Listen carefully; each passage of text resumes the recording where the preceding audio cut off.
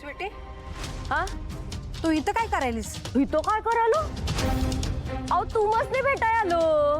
होय, आता तुम्ही माझ्या घरात जरी राहत नसलं का नाही, तरी बी तुमची जुनी मालकीन तर मीच आहे. आता तू आमची कुणी बी नाहीस.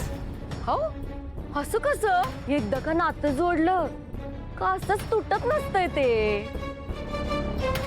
नात्याची जाणीव आहे तुला?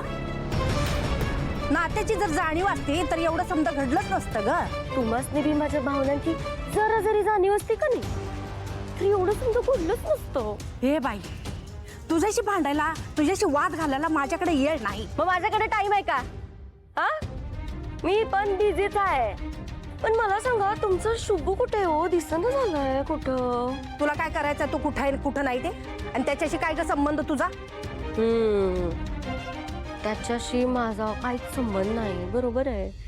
पण हाय कुठं शुभू? हा, मला का नाही तुम्हाला एक गुड न्यूज द्यायची आहे. एकदम भारी न्यूज आहे.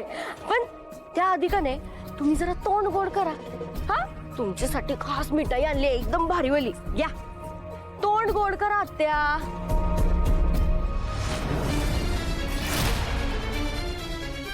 असं काय करायलाय? अहो खास ही खुश खबर देण्यासाठीच तर मिठाई आणले. घ्या घ्या, तोंड गोड करा. काय झालंय ते सांग आधी. सांगतो की काय आहे. ही खुश खबर पूर्णतः माझ्यासाठी खुश खबर आहे, पण तुमच्यासाठी दुःखद किंवा आनंदाची असू शकते. कसली खुश खबर? सांगतो की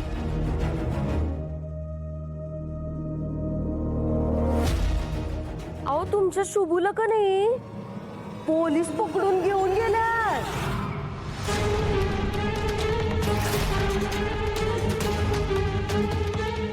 काय? अहो खरं तेच सांगालोय मी. आणि ठाऊक आहे का पोलीस कशा पायी घेऊन गेल्यात त्याला? हा, श्रावणीच्या नादात श्रावणीसाठी काहीतरी भांडण केलं त्याने इन्स्पेक्टरवर हात उचलला.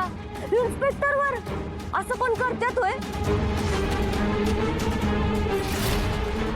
आता त्यानं कायदा हातात घेतला. मग कायदा कायद्याप्रमाणे काम करणारच हाय का नाही? हा, सांगितलं होतं ना, खुश खबर आहे. हा, आणि स्वीटीचं तर काय, स्वीटी माफ करल, पण इन्स्पेक्टरचं काय, तो माफ करल का?